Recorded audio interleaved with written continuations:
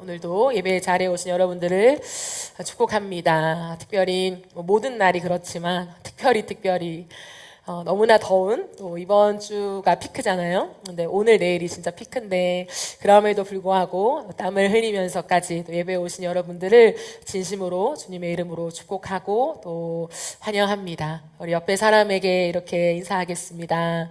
잘 왔어, 수고한다, 시작.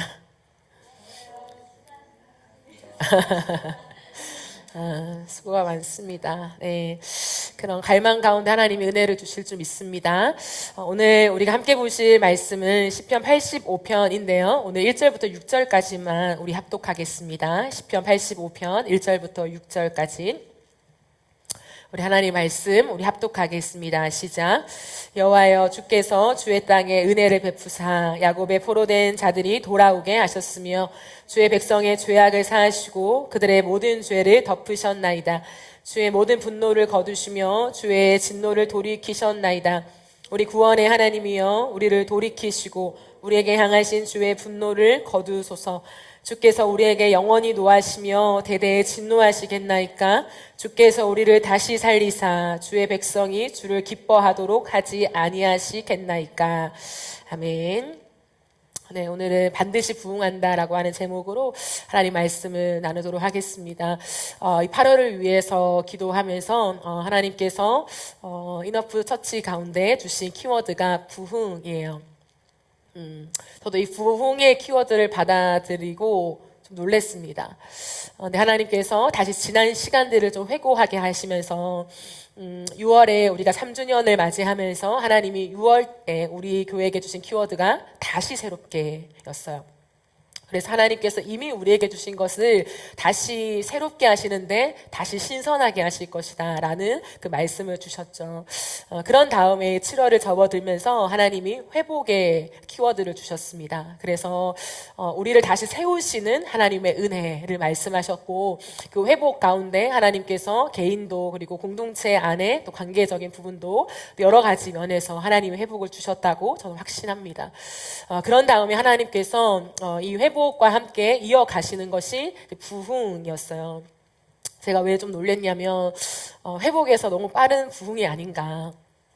부흥이면 이제 끝나는 거잖아요. 부흥이 오면 끝나는 건데 믿음 없음이 아니라 좀 놀람이었죠. 하나님께서 이 8월에 부흥이란 단어를 주실 줄을 생각을 못했는데 부흥이란 단어를 주시면서 우리를 다시 살리시는 그 하나님의 은혜가 있을 것이다 라고 말씀해 주셨습니다. 제가 6월도 그렇고 특별히 7월에 여러분과 함께 말씀을 나누면서 이런 말씀을 했어요. 그러니까 회복을 주실 것인데 그것을 믿는 자에게 회복이 임한다고요. 우리가 하나님을 알아가는 과정 속에 이런 게 있어요. 하나님이 말씀하시면 되죠. 맞아요. 그런데요, 하나님은 인격적이시고 관계성 안에 말씀하시기 때문에 하나님이 미리 말씀하시는데 그 말씀하실 때는 그 말씀과 전혀 다른 현상과 전혀 다른 환경과 전혀 다른 내 상태일 때가 많아요. 성경을 보아도 많습니다. 그런데 언제나 선 말씀이에요. 선 선포. 하나님이 나의 상황, 상태, 어떤 여건과 상관없이 일단 먼저 선포를 하세요. 먼저 말씀을 주십니다. 그런데 그것을 믿는 자에게 하나님, 내 삶이 이런데요? 내 상태가 이런데요? 하나님, 이 과정 속에 지금 당장 그 말씀은요 좀 어려울 것 같은데요? 가 아니라 내 상태는 이렇지만 하나님이 하신 말씀을 믿는 자에게 하나님이 반드시 이루시는 것을 보게 하세요. 그래서 하나님의 말씀이 얼마나 능력이 있는가, 그리고 우리의 상황을 뒤집고도 남으실 하나님의 권위와 능력을 우리가 경험하게 하면서 하나님을 찬양하고 경외하게 하는 것이 하나님의 목적입니다. 그래서 저는 동일하다고 생각해요. 이 7월에도 하나님이 그렇게 하셨고 8월에도 부흥을 주님이 선포하시는데 뭐 벌써 부흥이야, 뭐 어떻게 부흥이 있어? 이런 식의 생각이 아니라 하나님 앞에서 먼저 선포하신 하나님의 말씀을 믿음으로 취하는 자, 그리고 하나님 나에게 정말 부흥이 일어날 줄 믿습니다. 하나님 나는 보이지 않지만 하나님 나의 상태는 그렇지 않을 것 같지만 그럼에도 불구하고 하나님이 우리 공동체한테 부흥을 말씀하신다면 에이 뭐 내 말씀은 아니겠지 누군가의 말씀이겠지가 아니라 하나님 이 말씀은 나의 말씀입니다. 그리고 우리의 말씀입니다. 라고 취하는 자에게 반드시 하나님이 부흥을 주시고 하나님의 말씀대로 우리의 삶을 견인하게 하시는 은혜를 주실 줄 믿습니다. 그 믿음으로 우리가 8월을 시작했으면 좋겠고요. 제가 하나님 앞에 기도하면서 시편 85편의 말씀을 하나님이 저에게 강하게 주셨어요. 그래서 이번 주를 지나는 동안에 시편 85편을 끊임없이 묵상하는 가운데 이거는 한 번의 설교로는 좀 부족하겠다라는 생각이 들었습니다. 이 안에 부흥에 대한 그리고 하나님이 하시고자 하시는 말씀들이 너무 많이 담겨 있어서 제가 좀 나누어서 설교를 진행하면서 오늘은 좀 앞에 부분에 힘을 주어서 여러분과 함께 나누고자 합니다. 그럼 부흥이 무엇일까요? 부흥. 우리에게 부흥이란 단어는 굉장히 익숙하고 또한 누군가는 굉장히 열망하는 그런 단어일 것입니다. 부흥, 여러 가지 우리의 정의가 있을 수 있고 생각하는 이미지가 있을 수 있어요. 흔히 우리가 부흥이다라고 하면 예배가 뜨거워지는 것, 가슴이 타오르는 것, 기도의 열기가 막 솟아나는 것, 그리고 회개가 일어나는 것, 이런 갖가지 부분들을 생각할지 모르겠습니다. 그것이 부흥이죠. 그런데 엄밀히 말하면 그것이 부흥이라기보다 부흥이 일어난 현상이죠. 부흥의 열매이죠. 그렇기 때문에 부흥 자체가 기도의 불길이 일어난다, 예배가 뜨거워진다라고만 설명한다면 좀 부족할 것입니다. 그렇다면 성경은 부흥을 어디에서부터 시작하는가? 우리가 이 부분을 좀 알아야 하겠죠. 물론 부흥이라는 것은 하나만 이야기할 수 없습니다. 워낙 우리의 영이 다 살아나고 그 생명력을 가지기 때문에 어떠한 포커스로 어떠한 맥락으로만 설명할 수 없는 것은 분명한 사실입니다. 그러나 하나님께서 저에게 주신 이 시편 85편을 좀 기반하여서 부흥을 좀 여러분과 나누길 원하는데요. 과연 성경은 부흥이 어디서부터 시작된다고 하는가? 선명한 건 뭐냐면 부흥은 하나님의 기쁨에서 시작됩니다. 오늘 이 말씀을 보면요, 고라의 시편인데요, 1절 말씀을 보면 이렇게 시작해요. 여호와여 주께서 주의 땅에 은혜를 베푸사, 이렇게 말씀하고 있습니다. 여호와여 주께서 주의 땅에 은혜를 베푸사라고 하는데 여기서 은혜라고 하는 단어는 히브리어로 라차예요. 라차. 흔히 은혜라고 하면 다른 단어를 떠올릴 수 있죠. 뭐 헤세드도 있고요. 그런데 여기서는 라차입니다. 라차. 이 라차의 뜻은 뭐냐면 기쁘게 여기다, 이런 말이에요. 여호와께서 주께서 주의 땅에 은혜를 베푸사, 즉 다른 말로 하면 이렇게 읽을 수 있겠죠. 주께서 주의 땅을 기뻐하셨습니다 라고요. 시편은 가장 먼저 시작하는 말이 뭐냐면 주께서 주의 땅을 기뻐하셨습니다 라고 선언하면서 시를 시작해요. 여기서 우리는 부흥의 시작을 봅니다. 왜냐하면 우리가 다 보지 못했지만 시편 85편 전체를 보면 이 부흥의 모습들을 드러내고 있거든요. 그런데 부흥은 내가 하나님을 기뻐하기 시작하는 것이 아니래요. 부흥이란 건 뭐냐면 하나님이 먼저 우리를 기뻐하시는 것에서 시작합니다. 그래서 하나님이 야곱을, 하나님이 이스라엘을, 하나님이 우리를 기뻐하신다로부터 시작하는 것을 선언하고 있어요. 그런데 그 기쁨, 하나님이 우리를 기뻐하시는 것 때문에 무슨 일이 일어나는가라고 했을 때 1절 뒤편에는 이렇게 말해요. 야곱의 포로된 자들이 돌아오게 하셨으며 라고 해요. 하나님께서 이스라엘을 그 땅을 기뻐하심으로 나타나는 현상이 뭐냐면 그 포로된 자들을 돌아오게 하셨다라고 하는 거예요. 여기서 돌아오게 하셨다, 돌아오다라고 하는 단어는 슈브입니다. 히브리어로 슈브인데요. 이 뜻은 방향을 돌리다, 구조되다, 회복하다, 새롭게 되다, 이러한 뜻을 가지고 있는 단어예요. 여러분, 사랑하는 사람이 서로를 너무 기뻐하잖아요. 사랑하면 기뻐하게 되죠. 근데 사랑하는 사람이 너무 기뻐하면 마주보고 잠을 자요. 부부의 관계를 테스트할 수 있는 비결이 어제도 우리는 마주보고 잤냐, 뭐 중간에는 뭐 몰라요. 뭐 몸부림칠 수도 있고. 네, 마주보고 자느냐에 따라서 그 애정의 정도를 측정할 수도 있죠. 서로를 기뻐하면 마주보고 자게 돼요. 깜깜한, 잘 보이지 않아도 그런데요, 몸과 이 얼굴의 방향을 서로에게 마주보게 만듭니다. 근데 싸우면 어때요? 싸우면 등을 돌리고 자죠. 참 신기해요. 사람이요. 한 침대에 자지만, 한 방에 같이 자지만, 싸우면 그 사람에게서 등을 돌리고 자게 된다는 거예요. 그것이 사람이 표현하는 방식이에요. 쳐다보기 싫다는 거죠. 난 널 기뻐하지 않아. 지금 너가 좋지 않아. 라고 생각하게 돼요. 그런데 이것이 하나님과 우리의 관계에서도 하나님이 이런 식으로 설명하고 있다는 걸 아십니까? 하나님이 에덴에서 처음으로 하나님과 사람이 만나서 그들을 만드시고 하나님이 창조하셨을 때 하나님이 그들과 그 방향을 말씀하세요. 그러니까 하나님이 아담과 하와와 함께 어떻게 해요? 마주 보세요. 그 마주봄이 시작입니다. 그리고 그 마주봄을 성경은 토부, 좋았다, 심히 좋았다 라고 표현해요. 그러니까 하나님과 사람 사이의 방향은 뭐냐면 서로를 마주봄. 그런데 그것이 지극히 기쁜 그 상태, 그것이 본래의 모습이라는 거예요. 그런데 죄로 인해서 사람이 어떻게 하게 되냐면 하나님에게서 등을 지기 시작합니다. 하나님을 바라보며 내 눈빛과 얼굴과 내 몸을 하나님께 방향을 향했던 것에서 어느 순간 죄가 들어왔을 때 하나님을 향하여 등지게 돼요. 그래서 죄는 단순히 하나의 행동이 아니라 방향이에요. 우리는 뭐 이까지 죄 하나 뭐 이렇게 생각할지 모르겠지만 죄라고 하는 것은 언제나 성경은 방향으로 설명해요. 그래서 우리가 하나님을 향했던 하나님의 존재를 기뻐했던 마주보았던 방향에서 다른 방향으로 내 등을 지는 것, 이것이 이제 죄의 시작이고 죄의 근원이죠. 그런데 보세요. 우리가 사랑하는 사람 사이에서도 내가 좀 못마땅하고 싫어서 등을 획 하고 돌려요.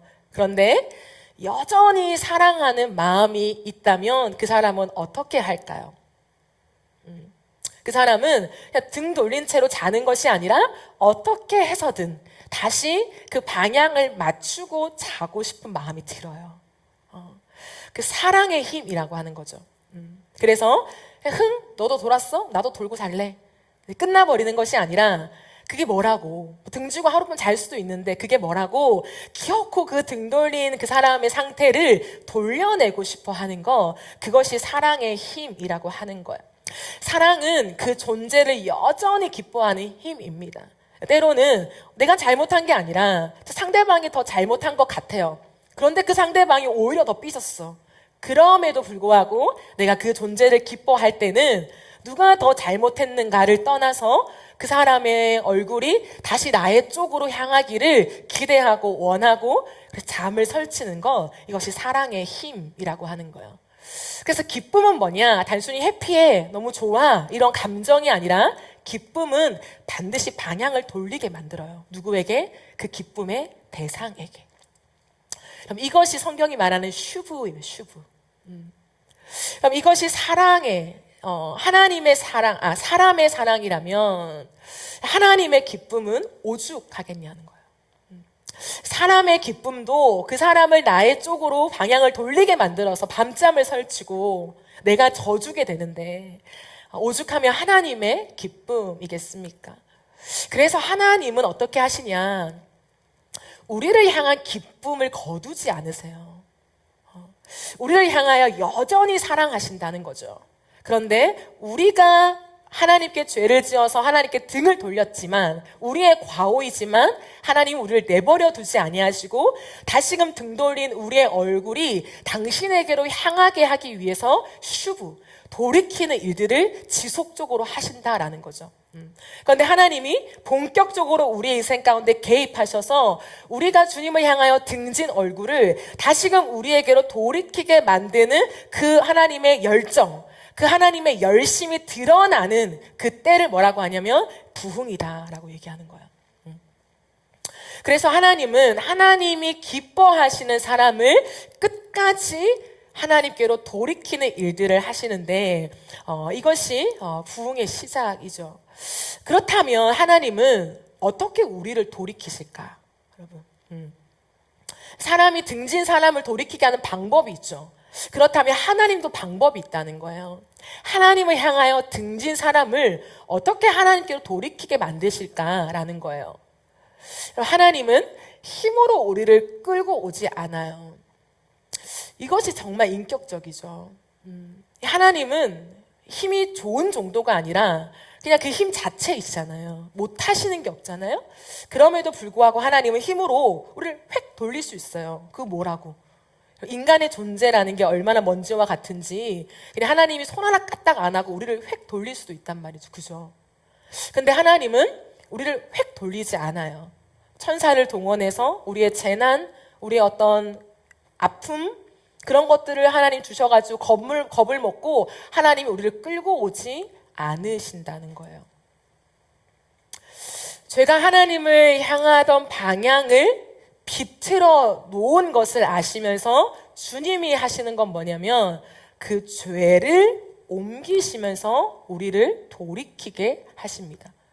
다른 말로 하면 그 죄를 해결하심으로써 우리를 하나님에게로 돌이키게 하세요. 이것이 하나님의 방식이에요. 그래서 오늘 2절에 보면 이 시편의 기자는 이렇게 말해요. 주의 백성의 죄악을 사하시고 그들의 모든 죄를 덮으셨나이다. 근데 여기에는 죄를 말하는 단어가 2개 나와요. 참 흥미롭죠. 한 구절에 한 문장 안에서 인간의 죄를 설명하는 것을 의도적으로 구분해 놓고 있습니다. 모든 죄라고 하는 뒤에 모든 죄를 덮으셨습니다 할 때 모든 죄는 하타드라고 하는 단어인데요. 이것은 가장 일반적인 죄를 말해요. 우리가 짓는 모든 행위의 죄. 그래서 모든 죄라고 하죠. 이 모든 죄를 하나님이 덮으셨다라고 말합니다. 그래서 이때 하타드라는 단어는 우리가 흔히 아는, 저도 여러분께 곧잘 말한 적이 있죠. 그 죄의 정의가 뭐냐? 원래는 관역에서 빗나가는 것 이렇게 말하죠. 하나님을 향하여 그 존재를 향하여 정확하게 그 시점을 그 중심을 향했던 우리의 모든 생각과 어떤 마음 상태, 우리의 태도가 그 하나님의 중심에서 벗어나는 것, 빗나가는 모든 것을 죄라고 성경은 설명해요. 단순히 내가 도덕적으로 지은 죄, 조금 잘못한 행위 하나 그것을 말하는 것이 아니라 이미 우리의 중심이 하나님과 맞닿은 중심과 중심이 통하는 상태에서 빗나가 버린 것, 그 모든 것을 죄라고 말합니다. 그런데 그렇게 죄라고 모든 걸 통틀어서 말했으면 되는데 하나를 더 말한다는 거죠. 주의 백성의 죄악을 사하시고 라고 할 때 이 단어는 아본이라고 하는 단어예요. 이 단어는 아와라고 하는 동사에서 나왔는데요. 이 동사의 단어의 뜻이 뭐냐면 굽다, 비틀어지다, 왜곡하다 이런 뜻을 갖고 있어요. 즉 하나님이 죄를 어떻게 보시는가를 너무 잘 설명해 주고 있는 단어라고 생각합니다. 죄는 단순히 하나님이 말씀하신 규칙을 어기는 것이 아니에요. 하나님은 그 정도를 죄다라고 말씀하시지 않아요. 죄는 사람의 모든 것을 비틀어 놓습니다. 우리의 모든 것을 왜곡시킨다라고 하는 거죠. 그럼 사랑과의 관계를 먼저 생각해 볼까요? 우리가 누군가랑 사랑하는 관계가 있다고 칩시다. 그런데요, 그 사람에게서 큰 상처를 받았어요. 그러면 그 사람 그대로 보지 못하게 되는 왜곡이 발생하게 돼요. 그래서 그 사람이 별뜻 없이 그냥 나한테 한 말이에요. 그런데 나를 무시하는 거야? 이런 생각이 드는 거죠. 그냥 좀 바빠서 연락이 늦어졌을 뿐이에요. 그런데 그 연락이 좀 늦어진 거 가지고 날 피하는 거야 지금? 이런 생각이 드는 거죠. 뭔가 나에게 눈빛을 마주치지 않으면 그냥 바빠서 눈빛을 마주치지 않았을 수도 있는데 날 좀 싫어하는 건가? 이런 생각이 드는 거죠. 왜 그럴까요? 관계가 왜곡되어 있기 때문이에요. 그냥 그럴 수도 있는데 그 하나의 나의 렌즈가 부여되어서 나를 향해서 부정적인 감정을 느끼게 만드는 것으로 왜곡하게 된다는 거예요. 많은 경우에는 그 사람은 그대로이지만 내 시선이 비틀어져 있는 경우가 있을 수 있어요. 근데 하나님과의 관계도 마찬가지라는 거예요. 하나님과 우리가 마주봄의 관계가 있을 때는 좋죠. 그런데 죄가 우리를 끌고 나갈 때, 죄가 우리 안에 들어올 때 발생하는 것은 하나님은 바뀌지 않아요. 하나님은 불변하는 존재잖아요. 성경이 지속적으로 우리에게 말하고 있는 것은 천지가 다 변해도 하나님은 변하지 않고 주의 말씀은 변하지 않고 우리를 향한 사랑은 변하지 않는다라고 하는 것이 진리입니다. 그런데 죄는 뭐냐면 하나님을 바라보는 우리의 시선을 비트는 거예요. 그래서 하나님이 침묵하시면 침묵하실 수도 있는데 하나님이 나를 버리신 거야 생각이 드는 거예요. 기도의 응답이 늦어지면 하나님은 지금 날 사랑하시지 않는 거야. 하나님이 나한테 징계의 어떤 말씀을 하시면 하나님은 지금 나를 못마땅해 하시는 거야. 하나님 지금 나에게 잔뜩 화가 나 계셔. 나의 행동을 싫어하시는 거야 로 받아들이는 거야. 말씀을 듣고 말씀을 읽을 때에 하나님의 그 명령이 요구처럼 느껴지는 거예요. 나에게 또 이걸 요구하시는 거야? 내가 못하니까 이걸 지적하시는 거야? 이런 식의 생각으로 우리가 하나님을 왜곡하게 된다는 거예요. 그럼 죄는 우리의 행동만 빗나가게 하는 것이 아니라 하나님을 바라보는 우리의 시선까지 빗나가게 해요. 우리의 시선을 비틀어 놓습니다. 그 왜곡된 시선, 그 삐뚤어진 이해가 성경이 말하는 아본이에요. 그래서 죄의 가장 무서운 결과는 그 죄 때문에 내가 나쁜 사람이 되는 것이 아니라 그 죄로 인하여서 하나님을 오해하게 되는 것이죠. 사람 사이에 좋지 않은 그 죄의 주고받음이 있을 때에 가장 안타까운 건 뭐냐면 내 안에 나쁜 모습이 드러나는 것 정도가 아니라 그때부터 그 상대방을 오해하는 눈이 생겨버리는 거예요. 날 이제 안 사랑하는 거야. 날 덜 사랑하는 거야.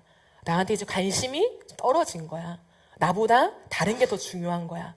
이런 식의 생각들이요, 우리의 관계를 왜곡시키면서 삐뚤어 놓는 것, 이것이 죄의 가장 강력한 힘이에요. 그래서 하나님이 우리를 기뻐하신다, 이게 대전제잖아요. 오늘 시편 저자도 1절에서 가장 먼저 얘기하는 것이 하나님이 우리를 기뻐하신다 였는데, 하나님이 우리를 기뻐하시는 것이 느껴지지 않게 만드는 거예요. 그래서 어떻게 돼요? 나도 하나님을 기뻐하지 못하게 만드는 것. 이게 죄의 가장 강력한 힘입니다. 그러므로 죄는 단순히 나쁜 행동이 아니에요. 나쁜 행동을 하게 만드는 것이 아니라 하나님을 향한 기쁨을 잃어버리게 만드는 강력한 힘이에요. 죄가 우리에게 들어와서 하나님에 대한 시선이 왜곡되어지는 순간 하나님을 향한 기쁨을 상실하게 됩니다. 우리 안에 관계에 부딪힘이 생기면 단순히 그 일, 그 어떤 사건에 끝나는 것이 아니라 그것으로 인하여서 그 존재가 나에겐 더 이상 기쁘지 않게 되는 거예요. 그래서 등을 획 돌리는데 그 상대를 기뻐하지 않는 마음이 내 안에 지속되니까 좀처럼 안 풀리는 거예요. 사건은 해결됐어요. 종결됐어요. 다 괜찮아졌어요. 그런데도 내 마음은 쉽사리 그 사람에게로 돌이켜지지가 않아요. 얼굴이 돌이켜지지가 않아요. 왜요? 존재를 기뻐함을 잃어버리게 만든 거니까. 그게 굉장히 파괴적인 거라는 거예요. 그러니까 더 이상 관계를 개선할 힘이 없어지는 거죠. 어떻게 해야 될지 모르게 되는 것입니다. 그런데 여러분, 하나님은 그런 우리의 왜곡된 상태까지도 이해하시면서 그 삐뚤어진 마음과 왜곡된 시선을 향하여서 넌 나를 왜 이렇게 삐딱하게 보니? 넌 나를 왜 이렇게 오해하니? 어떻게 그렇게 왜곡된 판단을 가지고 나를 향해서 밀어붙일 수가 있니? 라고만 말씀하시면서 우리를 포기하지 않으신다는 거예요. 삐뚤어진 우리를 그대로 두지 않으시고 삐뚤어진 우리의 시선을 바로 잡기로 결정하셨습니다. 이게 하나님의 은혜죠. 하나님이 우리를 기뻐하신다는 사실이요, 강력한 이유가 여기에 있어요. 그러니까 하나님이 우리를 기뻐하시는 이 대전제는 그 무엇으로도 바뀌지 않아요. 근데 우리는 그걸 오해하게 되죠. 아니, 하나님 날 기뻐하시지 않을 거야. 날 더 이상 좋아하지 않을 거야. 날 보면서 웃지 않으실 거야. 이런 식의 생각이 우리 안에 계속 강력하게 주입되게 만듭니다. 하나님 우리를 기뻐하시죠. 여전히 기뻐하십니다. 그래서 어떻게 하시냐면 우리의 모든 죄악을 그냥 오냐 받아주시고 방치하시는 것이 아니라 우리의 왜곡된 생각을 바로 잡아주신다는 거예요. 어떻게요? 2절을 다시 한번 보면 주의 백성의 죄악을 사하시고 라고 되어 있어요. 이 아본을 사하신다. 여기서 이제 사하시고 라고 하는 히브리 단어는 나사인데요. 이 나사는 주다, 짊어지다, 옮기다 라고 하는 뜻을 가지고 있습니다. 그러니까 우리의 이 삐뚤어진 생각과 우리의 왜곡된 시선, 하나님을 향하여서 이렇게 빗나간 우리의 상태를 어떻게 하시냐면 누군가한테 준대요. 우리의 이 상태를 가만히 내버려 두시지 않고 주님은 일을 하시는데 그 일하는 방식이 뭐냐면 우리의 이 상태, 왜곡된 눈, 우리의 마음 이것을요 누군가한테 짊어지게 하면서 누군가한테 던져준다는 거예요. 그 사람에게 가게 만든다는 거예요. 그 대상이 누구입니까? 하나님의 아들 예수 그리스도라는 거예요. 흥미로운 것은 이사야 53장 6절 예수님께서 우리의 모든 죄악을 짊어지심을 이야기할 때에 그 죄악을 주님은 아본이라고 사용하세요. 우리는 다 양 같아서 그릇 행하여 각기 제 길로 갔거늘 여호와께서는 우리 모두의 죄악을 아본을 그에게 담당시키셨도다. 우리가 양 같아서 그릇 행하여 각기 제 길로 갔다는 것이 무엇입니까? 방향을 바꿨다는 거죠. 목자에게 붙어 있어야 되는, 목자를 향해야 있어야 되는 그 방향을 자신이 바꿔서 다른 방향으로 가버린 거예요. 내가 선택하고 싶다고 해서 주님께 등을 쥐고 나조차고 내가 보기에 좋은 대로 막 가는 거예요. 그런 상태, 그 목자를 떠난 상태, 그 하나님을 떠난 우리에게 어떻게 하시냐면 여호와께서는 우리 모두의 그 죄악을 하나님을 등지고 하나님께 왜곡되고 하나님께 빗나간 우리의 시선을 가진 채 다른 곳으로 막 정처 없이 가고 있는 우리의 상태를 예수 그리스도께 옮기셨다는 거예요. 담당시키셨다는 거죠. 그러므로 예수님의 삶은요, 그냥 걸어가신 삶이 아니죠. 예수님은 십자가 위에서 이 땅에 오신 그 모습의 절정을 우리에게 보여주세요. 십자가 위에서 인간이 당할 수 있는 극악의 고통을 다 감당하셨지만 가장 큰 고통이 무엇이었을까? 모든 사람이 가히 동일하게 말하는 것이 뭐냐면 아버지로부터 버림받은 고통이었을 것이다 라고 얘기를 해요. 100% 사람으로 살아오셨기 때문에 육신이 짊어져야 되는 이 육체의 고통은 말로 다 할 수 없죠. 근데 그럼에도 불구하고 그분은 사람이심과 동시에 100% 하나님이셨잖아요. 근데 그 존재가 십자가 위에서 당하신 가장 극악의 고통이 무엇이냐? 아버지에게서 버림받으심. 하나님이란 존재에게 버림받는다는 개념이 있을까요? 없죠. 모든 걸 당신이 취하시고 만드시고 모든 걸 제하시고 할 수 있는 모든 것이 그분의 존재 안에 다 들어있는데 당신이 버림받았다 이런 것들은 느낄 수 없는 기분이잖아요. 근데 예수님께서는 그 십자가 위에서 아버지에게서 버림받는 그 버림받음을 느끼셨다는 거예요.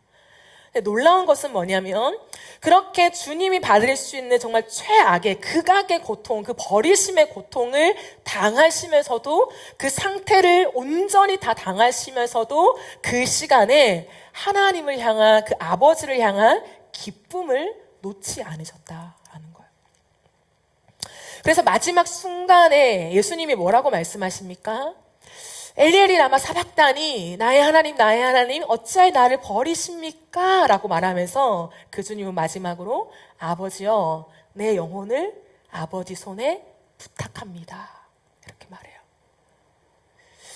왜곡된 시선과 빗나간 마음, 그 사람을 향해서 더 이상 믿을 수 없는 실망감, 버려짐의 감정, 난 더 이상 이 사람에게 기쁨이 아니다라고 하는 것을 온몸으로 다 감당해요. 그것을 온 삶으로 다 감당하고 있습니다. 그럼에도 불구하고 내가 그 사람에게 내 삶을, 내 생명을 맡길 수 있을까요? 그건 불가능하죠. 그럼 우리 예수님께서는 그렇게 절규하듯이 그럼 다른 것은 입도 뻥끗 안 하셨잖아요. 네가 하나님의 아들이냐? 네가 능력이 있냐? 네가 그러고도 그렇게 빨가벗고 올라가 있냐? 그 온갖 비아냥이 귀 속에 앵앵앵앵 거림에도 불구하고 주님은 한마디 말씀도 대꾸하지 않으세요? 그런데 그 주님은 그가 가진 호흡을 어디에 사용하냐면 아버지를 향하여 절규하는 데 사용해요. 나의 하나님 어찌하여 나를 버리십니까? 그 절규가요, 어떠한 절규였을까요? 정말 상상을 하기 어려울 정도예요. 근데 그 창자가 다 터져나가는 그 절규를 하시면서도 불구하고 끝끝내 예수께서 아버지를 향하여 말씀하신 건 뭐냐면, 아버지여, 내 영혼을 아버지 손에 맡깁니다. 신뢰라는 거예요. 끝까지의 신뢰. 어떤 신뢰요? 내가 당신께 지금 버림받고 있지만 그럼에도 불구하고 당신은 여전히 나를 기뻐하십니다. 이는 내 사랑하는 아들이요 내 기뻐하는 자라. 이 땅에서의 공생애를 시작하시면서 하늘 아버지가 자신에게 들려주셨던 그 음성, 그 기뻐하는 자라고 하는 그 음성이 주님 이 십자가 위에서도 여전하지요. 주님, 당신이 나를 버리신 것 같은 이 고통 속에 내가 있지만, 그러나 주님, 내 아버지여, 당신은 여전히 나를 기뻐하시지요. 내 영혼을 당신 손에 맡깁니다. 절대적인 신뢰가 그 십자가 위에서 아버지와 아들 사이에 소통되고 있었다는 걸 아십니까? 그러므로 예수님이란 존재는 인간을 대신하고 대표하시는데, 그분은 인간의 모든 왜곡된 시선, 인간이 할 수 있는 모든 삐뚤어진 마음들, 모든 인간의 판단과 비난과 정죄와 모든 갖가지의 오해를 다 짊어지신 다음에 십자가에 죽으셔요. 그런 다음에 그 모든 것을 우리가 예수님께 다 주면서 주님이 다 받고 예수님에게 다 옮겨오게 하십니다. 그리고 그 아들, 그 예수 그리스도께서 우리에게 다시 돌려주는 것이 있어요. 그것이 무엇일까요? 아버지를 향한 절대적인 신뢰요. 그 어떤 오해를 하기에 마땅한 순간에도 불구하고 하나님은 나를 기뻐하신다. 그 변하지 않는 하나님의 사랑과 나를 기뻐하심에 그 하나님이 나를 바라보시는 등을 단 한 번도 돌려내지 아니하시는, 등을 돌린 것 같이 말씀하시더라도 하나님의 본심은 우리를 향하여 마음을 돌이킨 적이 없으신 그 아버지를 향한 절대적인 신뢰를 우리에게 주는 거예요. 그럼 이것이 십자가 위에서 일어난 exchange, 교환이라고 말해요.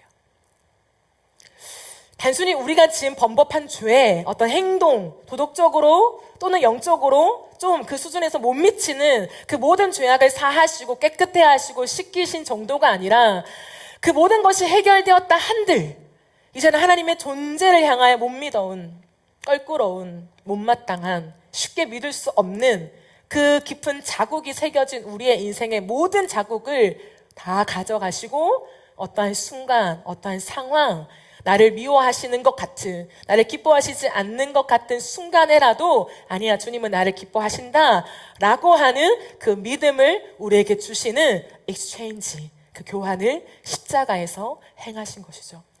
그러므로 하나님이 슈브, 우리를 다시 돌려내심의 사건의 한 중앙에는 언제나 무엇이 있냐면 예수 그리스도가 계세요. 우리의 오해와 우리의 비틀어지고 우리의 빗나간 모든 것을 다시금 하나님에게로 정상적으로 돌릴 수 있는 단 한 가지의 비결과 힘이 무엇이냐면 우리가 예수 그리스도 안에 거하는 거예요.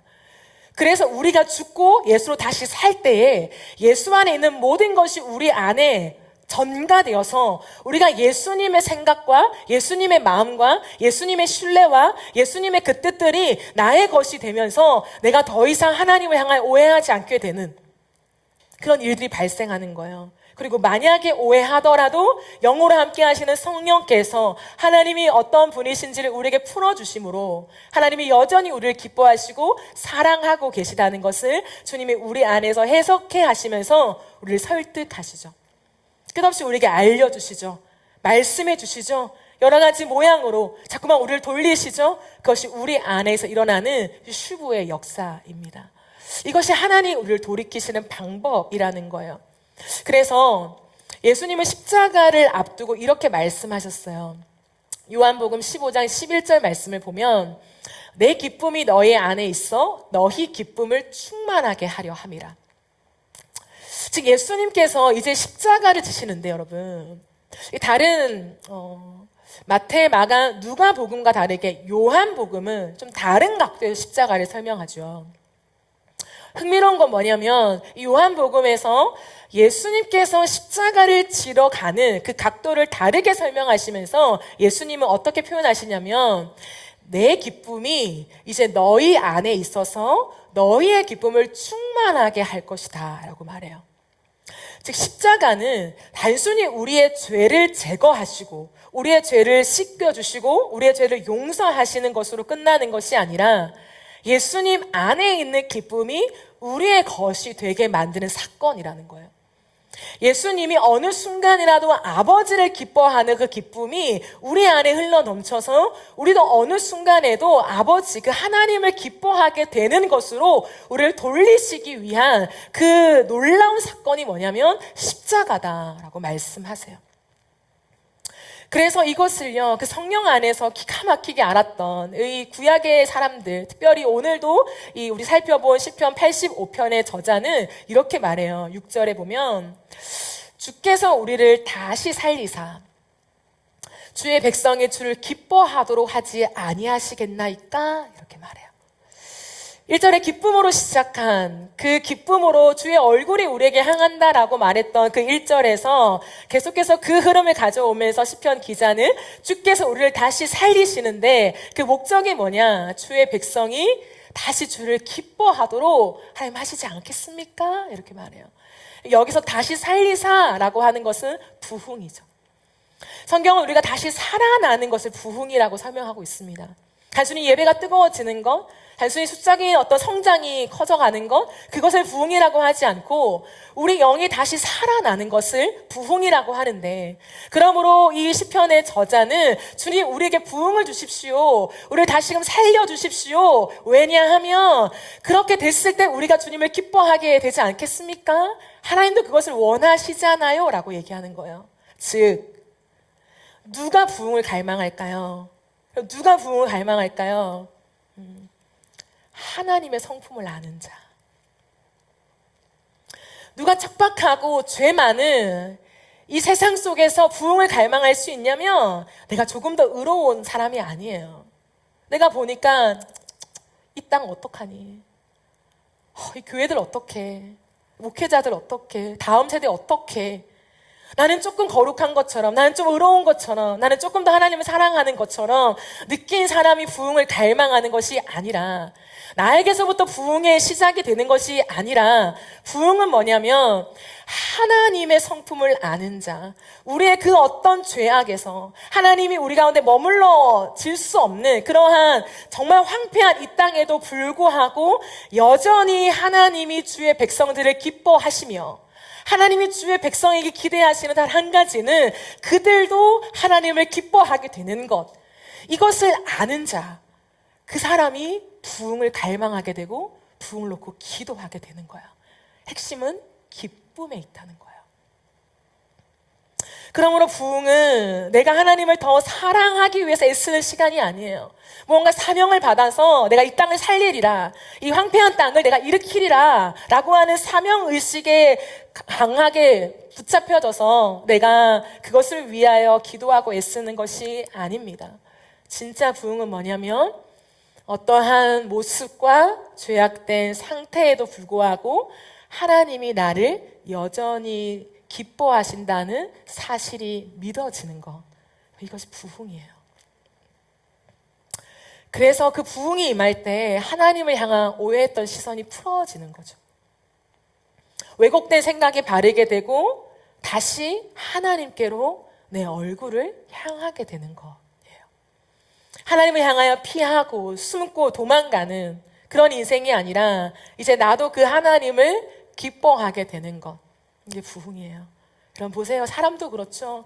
우리가 연약하면 연약할수록요, 내가 뭐 죄를 짓든 잘못하든 뭐 내가 괘씸한 행동을 했든 상관이 없어요. 그러거나 말거나 그 상대가 끝없이 나를 기뻐한다라고 하는 그 느낌과 그 믿음과 신뢰가 있으면요, 그 사람을 향하여 돌이키게 돼요.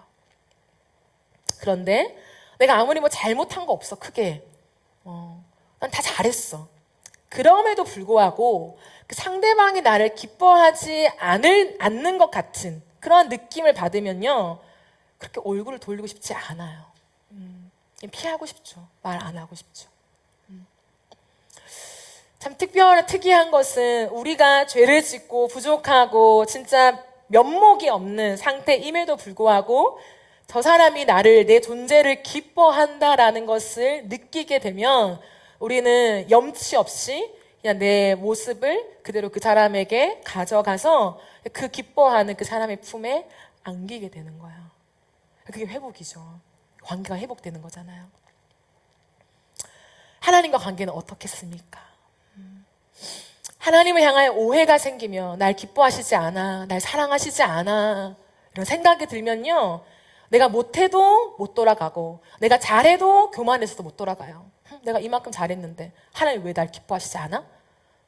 때로는 내가 너무 못해서 염치가 없어서 못 돌아가요.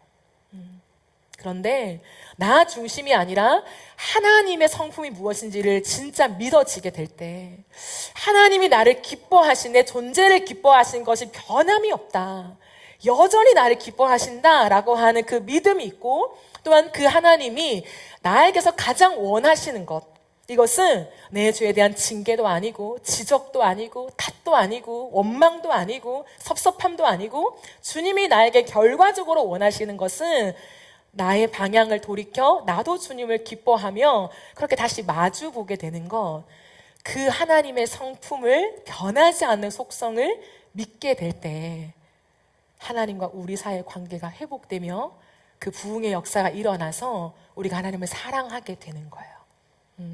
그래서 내가 주님을 사랑해야지, 내가 주님을 기뻐해야지, 내가 주님이 기뻐하신 일들만 선택해야지 라고 한다고 해서 부흥이 오는 것이 아닐 수 있어요. 물론 그건 중요하죠. 중요한데 그것이 뼈대가 아니라는 거예요. 근간이 아니라는 거예요. 하나님이에요. 부흥은 나의 어떠함이 아니에요.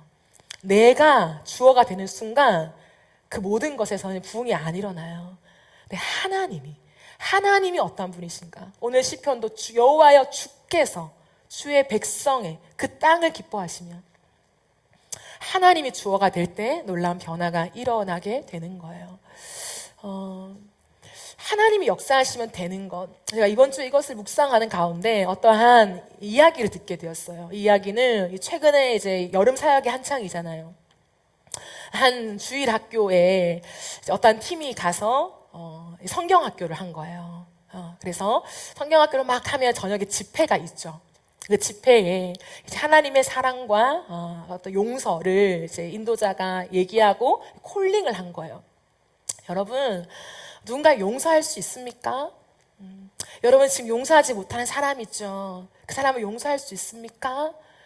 용서할 수 있는 사람 앞으로 나오세요. 이런 콜링을 했어요. 그런데 인도자가 그런 설명을 하고 이렇게 이야기를 하는 중에 한 주일학교 선생님이 자기 맡은 아이를 너무 잘 아는 거죠.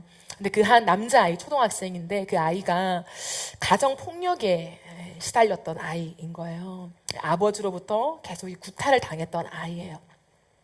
근데 그것을 아는 이 교사가 그 성령이 주시는 감동 따라서 그 밤에 이렇게 다 불 다 끄고 이렇게 기도하는 가운데 그 아이한테 가서 그 아이 이름을 부르면서, 얘야, 너 아빠를 용서할 수 있겠어? 이랬대요. 그러니까 그 아이가 정말 사시나무 떨듯이 막 이렇게 떨면서 싫어요, 이렇게 말했대요. 그러니까 이 교사가 너무 안타까우니까 그 아이를 안고 울면서 기도를 해주신 거예요. 근데 그러고 있고 이제 인도자는 계속 콜링하고 있고, 그런데 그 한마디밖에 안 하신 거죠. 그런데 그 인도자가 이제 그 설명을 다 하면서 용서하지 못하는 사람, 그 사람을 용서하고 싶은 사람들 여기 앞으로 나오세요. 나는 용서가 안 되지만 용서하고 싶은 사람 앞으로 나오세요 라고 하는데, 선생님이 아무 말 안 했는데 그 친구가 그냥 앞으로 나갔대요. 그 남자애가 앞으로 나가서 본인이 그냥 스스로 무릎을 꿇었대요. 그 초등학생이. 그리고 손을 이렇게 들어가지고 진심으로 기도하는 거예요. 근데 그걸 정말 영상으로 보여주는 거예요. 네, 와, 초등학생이 저렇게까지 진심으로 기도할 수 있을까 싶을 만큼 온 마음을 다해서 눈물을 흘리면서 기도를 하는 그 장면이 이 영상에 이렇게 찍혔어요. 그러면서 이 나중에 이제 설명을 해주신 거죠. 간증을 하면서. 제가 그 영상과 그 간증을 들으면서 어떤 생각을 했냐면 저것이 부흥이다 생각했어요. 그러니까 부흥이라는 게 대단한 것이 아니라 뭐 열기가 뜨겁고 뭐 회개가 터지고 뭐 엄청나게 무언가 역사가 일어나는 것만이 아니라 부흥이 뭔가 계속 고민했어요. 하나님이 주신 그 키워드의 부흥이 뭔가. 근데 하나님이 이번 주에 저에게 주신 것은 부흥이 뭐냐면 하나님의 용서가 내 안에서 일어나는 것. 그것이 부흥이구나. 누군가를 용서하지 못하고 누군가의 그 잘못됨과 못마땅함이 우리 안에 있을 때 그것이 우리를 찌르죠. 우리를 아프게 하죠. 우리를 경직되게 만들고 우리를 되게 힘들게 만들어요. 그러니까 우리를 죽이는 거죠. 내 영을 죽이고 내 생각을 죽이고 내 모든 삶을 죽여요.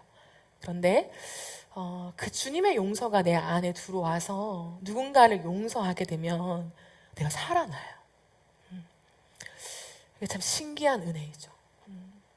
네, 하나님은 우리에게 용서를 강요하는 건 아니에요. 너 용서해야지. 절대 그러시는 분이 아니죠. 그런데 그 성령이 우리 안에 역사가 되어지면 그 성령이 우리 안에서 어떠한 일을 일으키시냐면 하나님이 예수 그리스도 안에서 우리를 향한 용서, 우리를 용서해 주신 그 용서가 우리가 받은 용서가 되어서 나도 모르게 내가 다른 사람을 용서하게 되는 그 용서의 흐름이 만들어지는 거예요.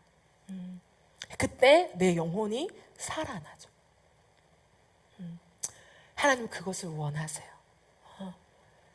그러므로 우리가 부흥을 바랄 때 우리가 생각하는 부흥도 맞아요. 그게 틀렸다는 건 아니에요. 그러나 이 8월 한 달 동안에 과연 주님이 우리에게 말씀하시는 부흥이 뭔가, 일반적으로 모든 사람이 외치는 부흥이 아니라 성경에 근거하되 하나님이 우리 가운데 말씀하시는 부흥이 무엇인가, 그것을 듣길 원하는 마음으로 우리가 기도하며 말씀들을 대했으면 좋겠어요.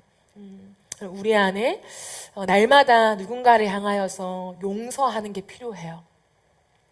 주님이 말씀하시죠. 네가 다른 사람을 용서한 것 같이 내가 너를 용서하겠다 말해요. 진짜 웃기죠. 왜 하나님이 마치 조건부처럼 말했을까요? 너가 용서하면 나도 너를 용서할게. 근데 이건 조건부가 아니죠. 이건 영적인 원리예요. 우리가 누군가를 힘겹게 용서할 때에 그 용서가 내 힘이 아니잖아요. 내가 용서해야지 용서되는 게 아니잖아요. 끝없는 그 기도 가운데 하나님이 용서하게 하심에 그 용서하길 원하는 그 마음들을 하나님께 드리며 나아갈 때 용서가 되어져요. 근데 그렇게 우리가 누군가를 힘겹게 용서하게 되면 그 속에서 하나님이 그 아들 안에서 나를 어떻게 용서하셨는지가 깨달아져요. 단순히 하나님이니까 우리를 용서하시지, 우리를 사랑하시니까, 우리를 기뻐하시니까 용서하시지, 그 당연한 것이 아니라 하나님의 용서가 얼마나 아프셨는지, 하나님의 용서가 얼마나 버거우셨는지, 하나님도 그 용서하기 얼마나 힘드셨는지를 하나님이 뭐라고 하시냐면 내가 그 아들을 십자가에서 모른 척할 만큼, 내가 그 아들을 십자가에서 버릴 만큼 내가 그 아픔을 감수하고 너를 용서했다. 그 아들 안에서 아버지의 용서가 깨달아지는 것이요.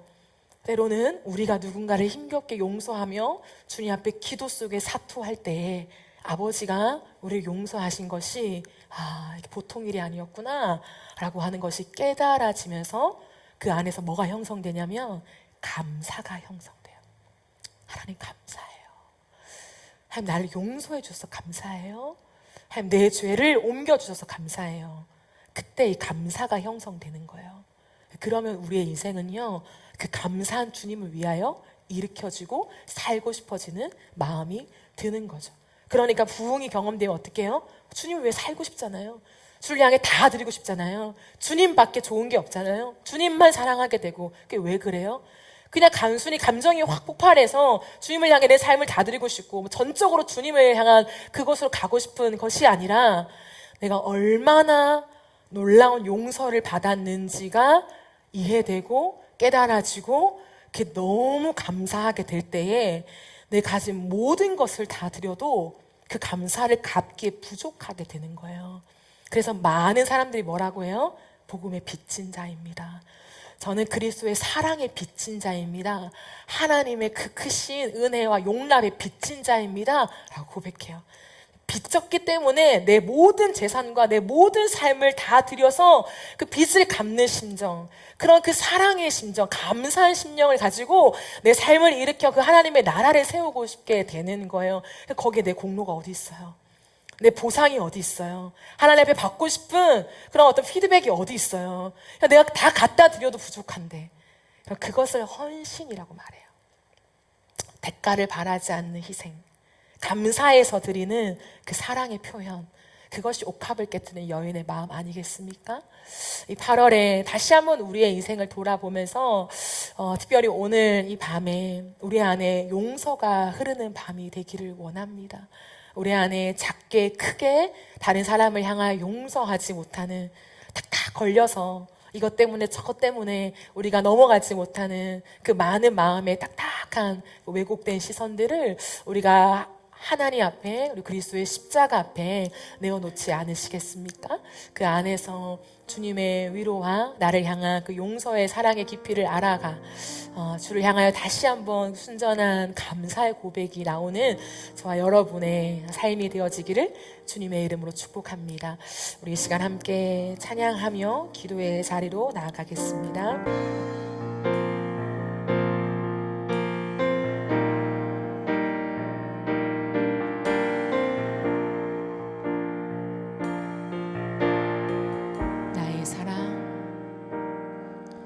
나의 사랑, 너는 어여쁘고 참 귀하다. 어느 보석보다 귀하다. 내가 사랑스럽지 않을 때 너를 온전히 사랑하고 너와 함께하려 내가 왔노라.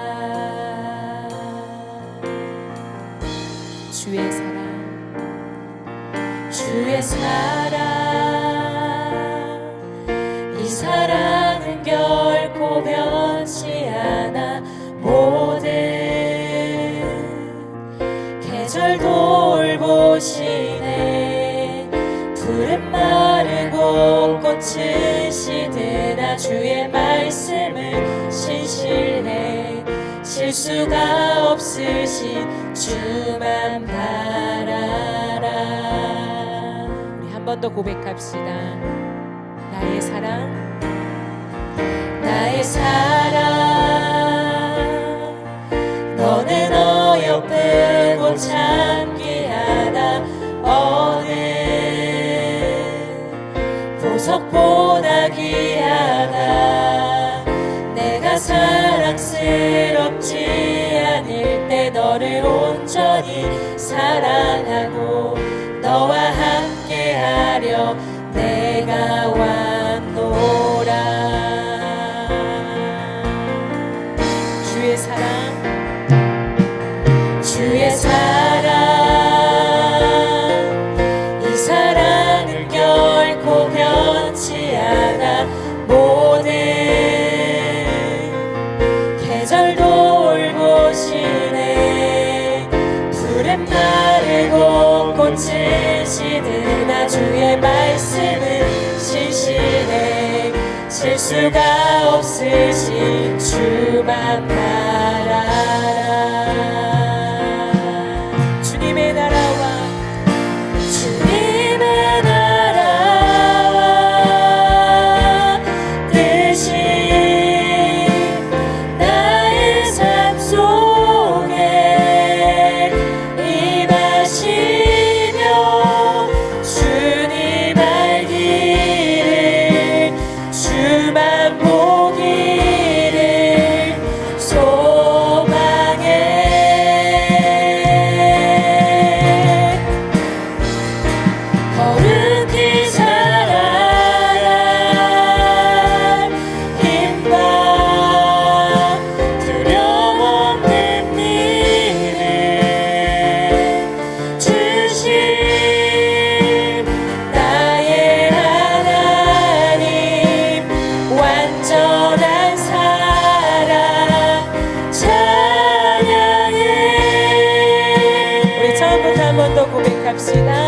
나의 사랑 나의 사랑 너는 어여쁘고 너는 어여쁘고 찬미하다 어느 보석보다 귀하다 보석보다 귀하다 내가 사랑스럽지 않은데 너를 온전히 사랑하고 너와 함께하려 내가 왔노라 주의 사랑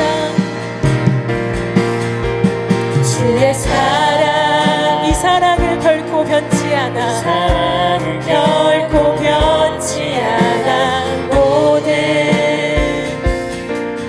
계절 돌보시네 푸른 마르고 꽃을 시드나 주의 말씀은 신실해 실수가 없으신 주만 알아라 주님의 나라와 주님의 나라와 대신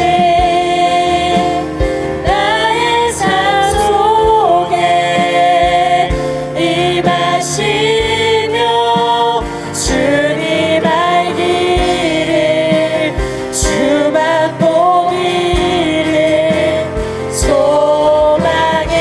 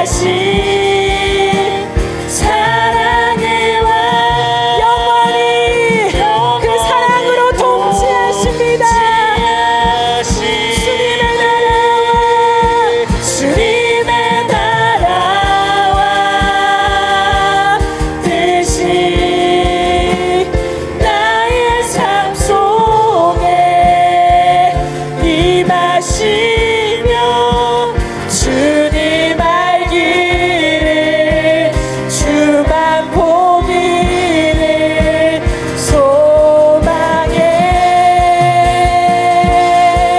거룩히 살아갈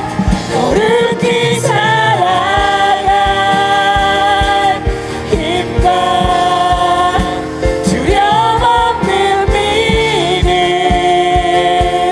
주신 나의 하나님 완전한 사랑 찬양해. 이 시간 들은 말씀 기억하며 기도합시다.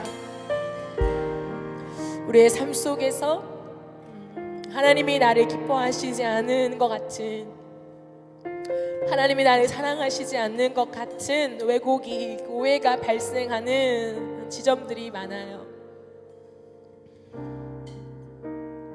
특별히 사람에게 사랑받지 못할 때, 내가 기쁨이 되고 싶은 대상에게 기쁨이 되지 못하는 것 같을 때, 그 거절감 속에 쉽사리 풀어지지 않는 관계 속에서 그것이 하나님에게도 투영이 되어서 하나님을 향하여서도 우리가 그런 생각을 가지게 될 때가 많아요. 그때 우리가 어떻게 해야 되는가? 우리가 달려갈 곳은 그리스도 안, 십자가 아래밖에 없습니다. 예수님의 삶을 진짜 깊이 묵상해 보면 예수님은 결국 모든 사람에게 배척당하시며 심지어 제자들에게까지도 그 순간에는 예수님이 자신들의 기쁨이 되지 않으셨죠. 제자들에게 사랑의 대상이 되지 않았습니다. 그러한 많은 왜곡 속에서도 예수님은 끝까지 십자가 위에서 하나님이 자신을 기뻐하신다는 사실을 놓지 않으셨어요. 끝까지 그것을 붙잡고 가면서 예수님만이 아니라 그 죄로 인하여 하나님과 관계가 깨어지고 그 왜곡의 지점들이 발생한 우리의 인생을 회복하기를 원하셨습니다. 그리고 오늘도 우리가 예수 그리스도 안에서 우리의 모든 것들을 주님께 내어 맡기며 주님께 모든 걸 옮겨 나갈 때에 예수 그리스도의 그 신뢰와 그 사랑과 그 아버지의 관계 안에서 맺으셨던 그 놀라운 사랑의 관계를 우리에게 주실 것을 믿습니다. 그 익스체인지, 그 교환이 오늘 이 밤에 일어나기를 소망합니다. 이 시간 기도하며 나아갈 때에 하나님이 나를 기뻐하십니다.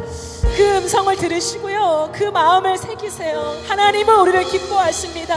어떠한 순간에 나를 기뻐하세요. 내가 죄악된 길을 걸어갈 때도, 내가 죄악된 상태에 있을 때도 하나님 우리를 기뻐하세요. 그래서 우리를 슈브 돌리시는 그 일들을 하십니다. 하나님 내 인생을 그냥 두지 아니하시며 내 인생에 개입하여 주셔서 그 슈브 다시금 주께 얼굴을 돌이키는 그 작업을 우리 인생 가운데 하여 주시옵소서. 그것이 부흥입니다. 하나님 그것을 열망하오니 내 안에서 용서가 강같이 흐르게 하여 주시고 그 용서 안에서 하나님의 용서를 만나게 하시며 여전히 나를 기뻐하시는 그 주의 사랑 안에 네가 다시금 회복되어지며 부흥을 경험하며 다시 살아나는 역사가 있도록 주님 함께하여 주시옵소서. 우리 제목들 가지고 주의 이름 부르며 합심하여 기도하며 나가겠습니다. 주여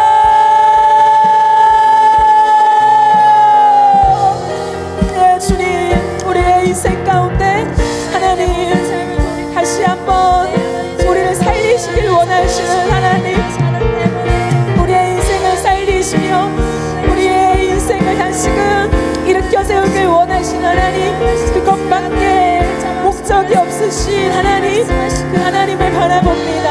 하나님 우리가 이 땅을 살아가는 동안에 하나님이 나를 기뻐하시지 않는 것 같이 우리의 상황과 현실 속에서 우리가 하나님을 기뻐하지 않는 것뿐만 아니라 하나님도 우리를 기뻐하지 않는 것 같은 그 불통의 마음들을 느낄 때가 있는 것 같습니다.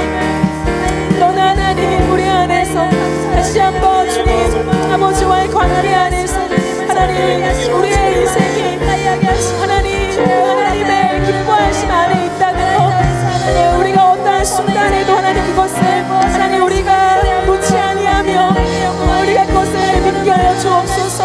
우리에게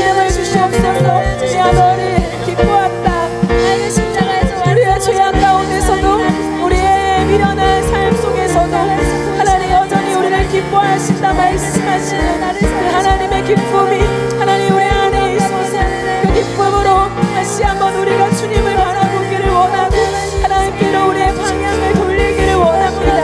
깨어진 관계와 사람과의 하나님 관계 안에서 우리가 나를 기뻐하지 않는 것 같이 나를 사랑하지 않는 것 같이 왜곡이 발생하는 지점과 순간이라도 하나님 우리의 인생을 굽어 살피시며 하나님 우리가 다시 한번 주님이 나를 사랑하심을 하나님 쉽게 경험하게 하시고 내가 너를 기뻐하고 내가 너를 사랑스럽게 보지 않은 적이 없고 하나님 그 마음으로 나를 바라보심의 은혜가 저는 좀 있습니다. 저는 내 사랑하는 아들이요 내 기뻐하는 자라라고 말씀하신 그 주님의 말씀을 믿으며 끝까지 십자가 위에서 하나님 그 버림받는 순간에라도 하나님 그 주님의 마음에 있다으셨던 하나님 그 놀라운 아버지여 이 역사가 예수 그리스도 안에 있었음을 고백합니다. 주님 우리의 인생 가운데 다시 한번 예수님 주님 바라보며 하나님 그 안에서 하나님 나를 기뻐하시고 하나님 나를 하나님 아끼시는 그 하나님의 은혜가 하나님께 하여 주시옵소서. 예 주님 예 주님 예 주님 예 주님 예 주님 예 하나님 용서가 우리 안에 있게 하여 주셔서 그 용서로 하나님 우리가 정말 하나님 안에서 나아가게 하시는 주님 예 하나님 안에서 나아갈 수 있는 은혜가 예 하나님 있도록 주님 부어주시옵소서. 예 하나님 예 아버지 예 하나님 우리의 것을 기다리며 여전히 하나님 시여 하나님 하시는 그 아버지의 사랑과 하나님 그 은혜가 하나님 있게 하여 주시고 아버지 예 하나님 예 하나님 예 하나님 예 하나님 예 하나님 예 주님 예 주님 예 주님 예 주님 예 주님 예 아버지여 주님 아버지 예 주님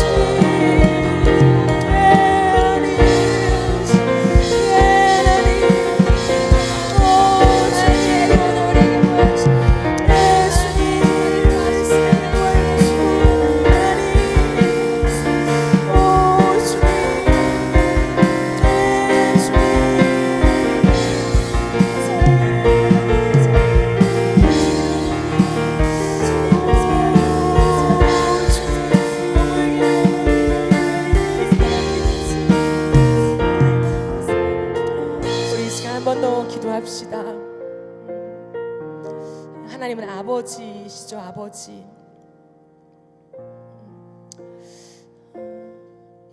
제가 예전에 부산을 내려갈 때마다 부산역에 도착하면 저 끝에 택시가 대기해 놓고 있는 그곳에서 택시 운전사였던 아빠가 택시를 대놓고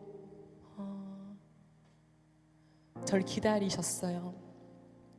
항상 제가 도착하는 시간 30분 전에 도착하셔서 제가 나가면 차 안에도 계시지 않고 항상 그 모습은 차 밖에 나와서 저를 향하여 손을 들며 흔들며 해맑게 맞아주셨던 그 모습, 부산을 갈 때마다 단 한 번도 예외 없이 그렇게 하셨던 모습이 지금도 생생해요. 하나님은 우리를 기다리시는 분이에요.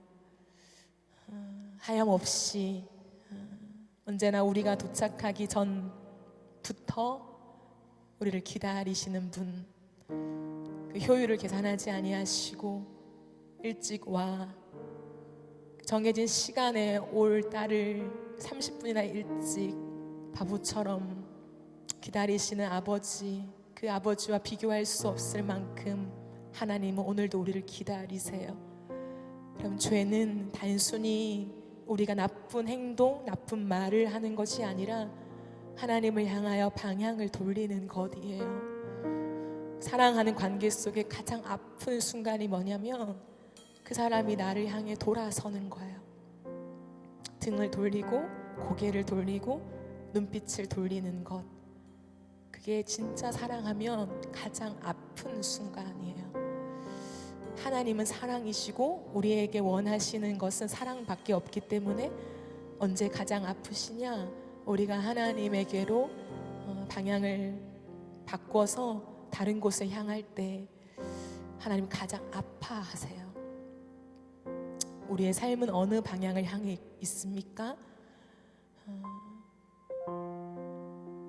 여전히 한 침대 위에 있으니 그 안정감을 가진 채 등을 돌려도 괜찮다라고 생각하고 있지는 않습니까? 주님의 표정이 어떤지, 주님이 흘리는 눈물이 어떠한 눈물인지 보지도 못한 채 내가 보고 싶은 방향을 향하여 돌리며 주님이 나와 함께 하시잖아, 내 옆에 계시지. 혹시나 이 삶을 지속하고 있지는 않습니까? 우리 이 시간 기도하며 나아갈 때에 하나님, 정말 내 방향은 어디를 향하고 있습니까? 주님과 마주보고 있습니까? 그 밤에 잠이 드는 순간에도 내가 당신의 얼굴을 보며 잠들고 싶을 만큼, 무의식 속에 들어가더라도 내가 당신을 향하여 몸의 방향을 맞추고 싶을 만큼 내가 당신을 향하여 있습니까? 나는 지금 어디를 바라보고 있습니까?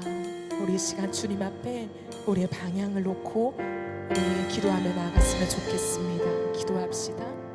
네, 주님, 네, 하나님, 네, 하나님, 우리의 인생의 방향이, 내 마음의 방향이, 내 몸의 방향이 어디를 향해 있습니까? 하나님, 내가 하나님을 향하여 마주보고 있습니까? 나를 향하여 내 사랑하는 사람이 등을 돌릴 때 하나님, 참 아픈 것처럼 주님 우리를 보실 때 혹시 그 아픈 마음을 느끼고 계시진 않습니까? 우리가 하나님을 향하여 등을 돌린 채 같은 침대에 있다는 그 한 가지 사실만으로 괜찮다고 생각하며 여전히 내가 보고 싶은 방향, 내 마음이 원하는 방향, 내 마음이 가는 대로 우리가 그렇게 자세를 취하고 있지는 않습니까? 하나님, 나는 누구를 보고 있습니까? 나는 무엇을 보고 있습니까? 네, 주님, 나를 기다리시는 하나님, 나를 기다리시는 주님, 하염없이 내가 돌아오기를 기다리시는 주님,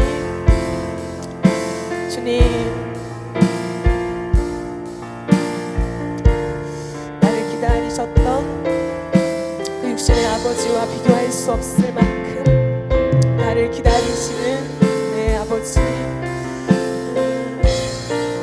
주님, 오늘도 내가 주를 향하여 눈을 맞추고 마음을 맞추며 하나님을 궁금해하는 것을 원하시는 주님,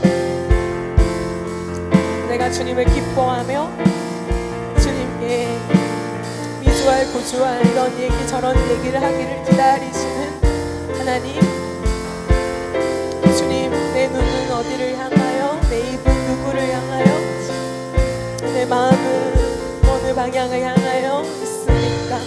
하나님, 내 무의식 속에라도 당신을 향하여 방향을 두기를 원합니다. 내가 내 의식을 통제할 수 없을 때라도 내가 당신을 향하여 내 방향을 두기를 원합니다. 내가 하나님을 향하여 등지지 않기를 원하고, 내가 하나님을 향하여 돌아서지 않기를 원하고, 내가 어떤 순간에도 당신을 향하여 바라보기를 원합니다. 예, 하나님, 그 방향을 가지고 내가 서기를 원하고 살기를 원합니다. 예, 주님, 당신을 기뻐하는 우리의 모습들로 우리를 회복시켜 주시고, 아니 그렇게 우리가 주님 안에서 다시금 그 회복을 더 깊이 누리며 우리의 영이 살아나도록 주님 은혜를 더하여 주시옵소서. 네, 주님, 네, 주님.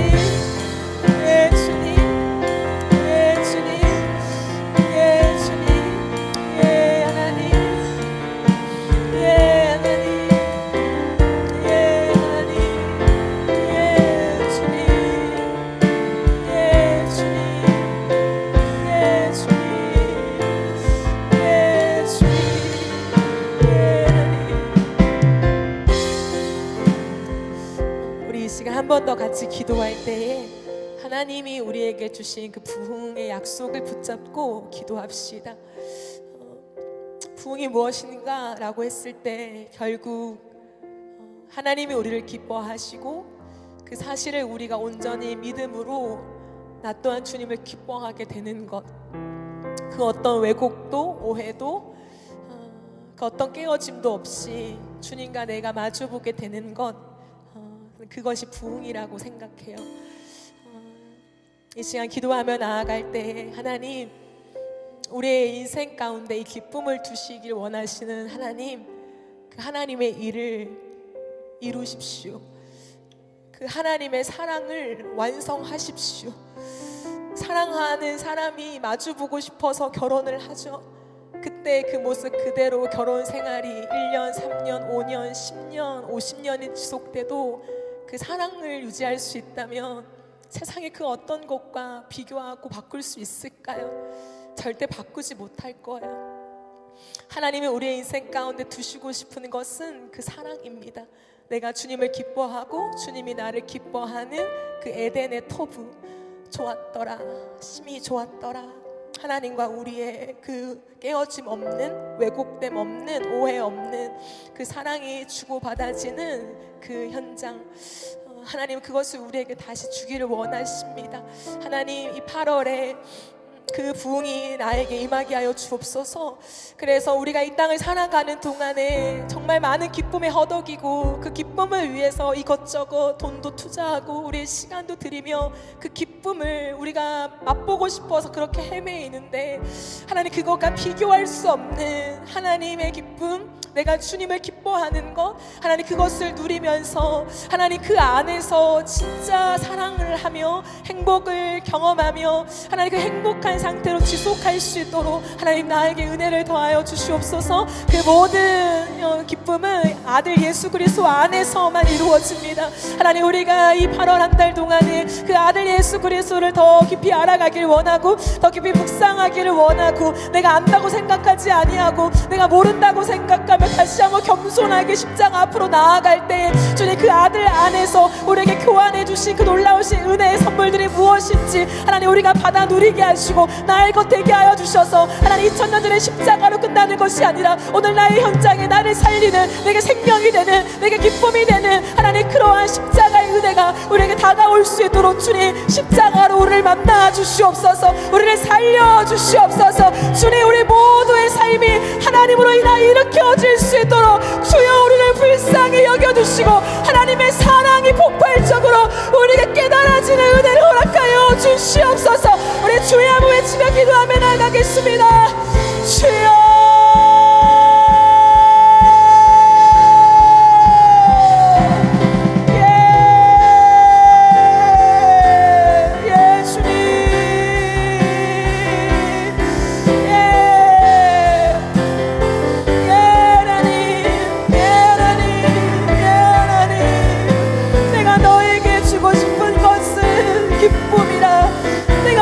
주고 싶은 것은 행복이라.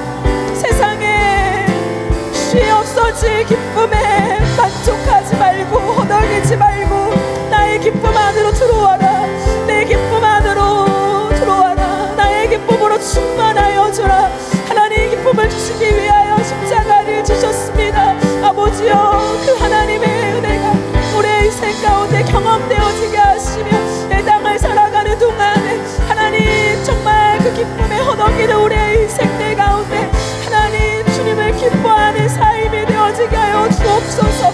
주님이 나를 기뻐하시고 내가 주님을 기뻐하는 하나님 그 은혜의 회복이, 하나님 그 토부의 회복이 우리의 인생 가운데 임하게 하여 주셔서 하나님 주님으로만 만족할 수밖에 없는 우리의 삶이 되어지게 하여 주옵소서.